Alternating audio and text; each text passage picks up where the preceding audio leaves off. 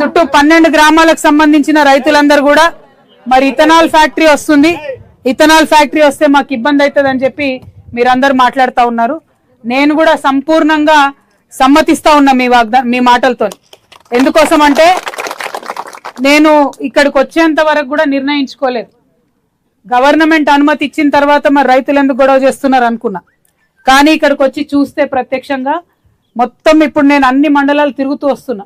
మొత్తం చుట్టూ పంట పొలాలు, పచ్చని పొలాలు.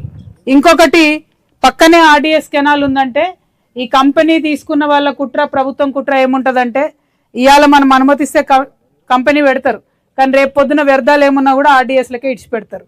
అదే అసలు ఆలోచన, అంతకు మించి ఇంకోటి లేదు. మోసం చేసి మీ దగ్గర కంపెనీ కోసం అని చెప్పకుండా కొన్నారంటేనే దాని వెనకాలేదో దోకా ఉందని అర్థం. మరి బీఆర్ఎస్ గవర్నమెంట్లో ఇచ్చినా తప్పే, కాంగ్రెస్ గవర్నమెంట్లో ఇచ్చినా తప్పే. తప్పే ఒప్పే అవుతుంది ఎన్నటికైనా ప్రపంచంలో. బీఆర్ఎస్ గవర్నమెంట్లో ఇచ్చి ఉంటే, మిస్టేక్ జరిగి ఉంటే ఖచ్చితంగా అది రద్దు అయ్యేంత వరకు కూడా మీతో పాటు కలిసి నేను కొట్లాడతా అని ఈ సందర్భంగా నేను తెలియజేస్తా ఉన్నా. ఎందుకంటే అక్కడ హైదరాబాద్లో ఉన్నటువంటి ఆఫీసర్లు మరి ఇక్కడికి వచ్చి సైట్ చూడకుండా, ఈ పొలాలు చూడకుండా, ఈ కాలువ చూడకుండా ఎట్లా అనుమతి ఇచ్చిరో నాకు తెలియదు. నేను ఒకటే మీకు గ్యారంటీ ఇస్తా ఉన్నా, ఇక్కడ ఎట్టి పరిస్థితులలో అది రానిచ్చేది లేదు. చూడంగానే కుట్ర అర్థమవుతుంది పక్కకున్నటువంటిది. ఇంకొక మాట, మోసం చేసి 3 చేతులు మారి భూమి చేజిక్కించుకున్నారని చెప్తా ఉన్నారు. రెండవది మరి హక్కుభుక్తంగా ఇక్కడ మా భూములు మేము కాపాడుకోవాలి, చుట్టూ దళితుల భూములు ఉన్నాయి 157 ఎకరాలని చెప్తున్నారు, కాపాడుకోవాలి అని అడిగితే మీ మీదనే ఉల్టా లాఠీ చార్జ్ చేసిందంటే ఎంత లెక్కలేని తనము, ఎంత బలుపు, ఎంత అధికార దాహం అన్నటువంటిది మనకు అర్థమవుతా ఉన్నది.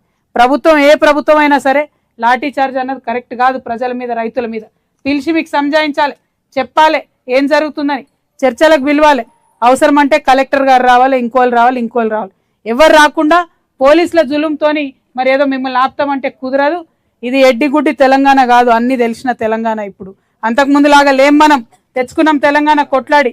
ఇదే పోలీసు వాళ్ళకు ఎదురొడ్డే కొట్లాడి తెచ్చుకున్నాం తెలంగాణ. తెచ్చుకున్న వాళ్ళం ఈ కంపెనీ రద్దు చేయడం పెద్ద లెక్క కాదు. కాబట్టి ఖచ్చితంగా ఈ కంపెనీ రద్దు చేద్దాం. రద్దు చేయడానికి శాయశక్తుల మీ సోదరిగా, మీ చెల్లెగా, మీ అక్కగా మీతో పాటు నేను కలిసి నడుస్తా అని చెప్తున్నా.